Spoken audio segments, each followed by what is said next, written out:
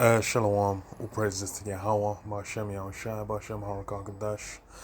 Double honors to the apostles and elders of Great Most High, rule well, and Shalom to all the brothers doing the work of certain truth. Um, yeah, got this article on Yahoo, well, by way of Reuters.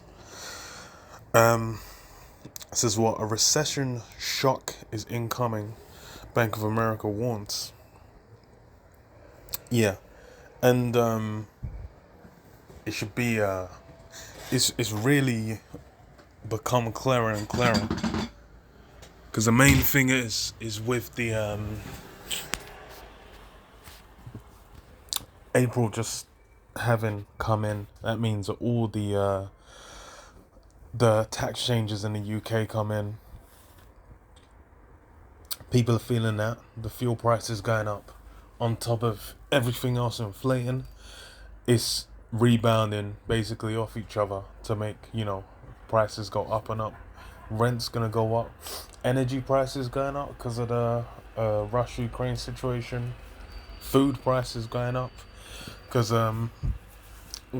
certain foods from that region, mainly wheat, then anything containing wheat, anything containing bread, gonna have a price increase. It's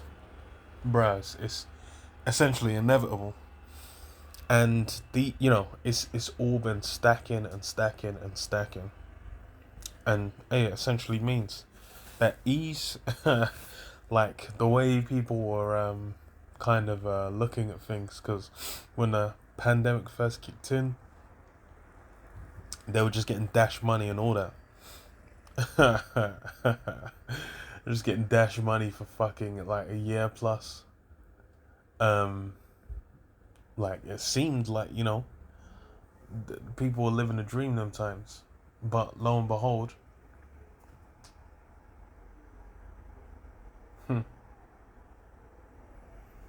yeah, living the dream. But what? Lo and behold, it's the shit can't run forever. The macroeconomic picture is deteriorating fast and could push the US economy into recession as the Fed tightens its monetary policy to tame surging inflation. That's the thing, is the policy change is gonna it's gonna be felt, because you've had for the longest essentially nothing being done until quite recently, maybe 3 months back, to when they started switching it up. Same in the UK, but it's gonna it's gonna come like a bolt for the blue for most people. So, as a Bank of America strategists warned in a weekly research note, inflation shock, worsening rates shock just beginning, recession shock coming. Yeah, and recession is like, that's a word that people don't want to hear. But as far as now's the time of judgment. All that, life, all that bliss, and the desires of everything, just continuing to be great. You're able to build your life, you're able to live it, you're able to do whatever you desire. All that shit's at an end. It's been hella clear that it's not gonna be able to continue in the same manner. It's been running for a while. So what did it say? So, incoming. So, Bank of America chief investment strategist Michael Hartnett wrote in a note to clients, adding that in this context, cash volatility, commodities, and cryptocurrencies could outperform bonds and stocks. The Federal Reserve on Wednesday signaled it would likely start culling assets from its $9 trillion balance sheet at its meeting in early May, and will do so at nearly twice the pace it did in its previous quantitative tightening exercises, as it confronts inflation running a 4-decade high.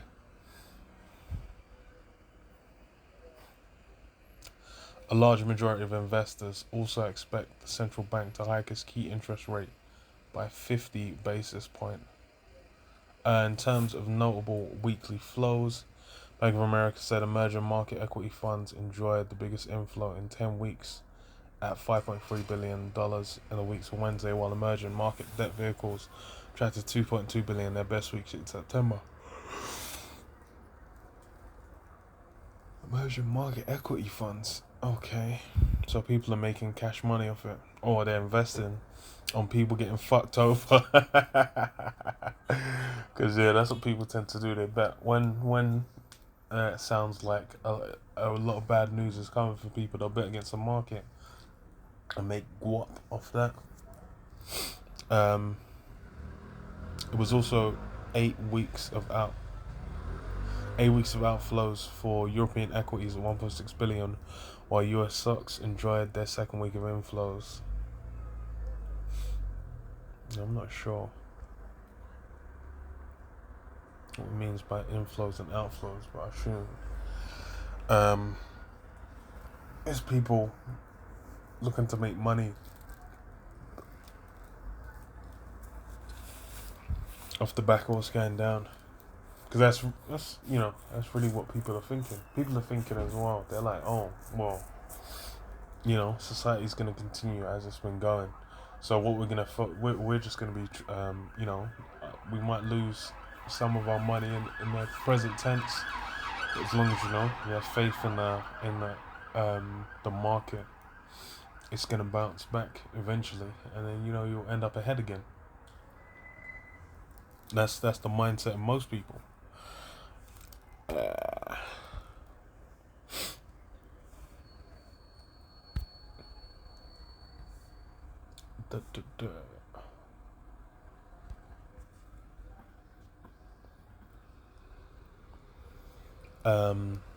Jeremiah 51 and 8. Babylon is suddenly fallen and destroyed. How for her? Take balm for her pain, if so be she may be healed.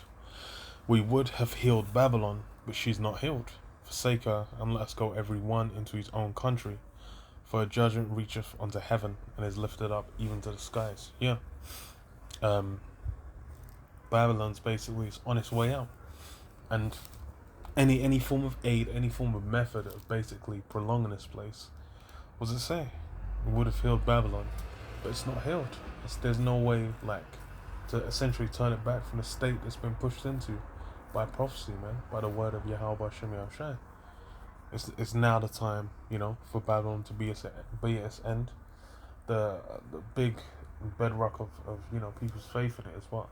The monetary system, the military, technology, these different things. All these things are going to be decayed to where it's going to become evidently clear, like, hey, the Spirit of the Lord's come against this place.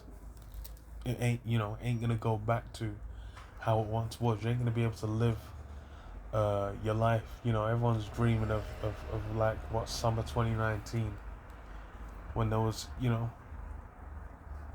way to look at it now, it's like the summer of love. It's the summer of love.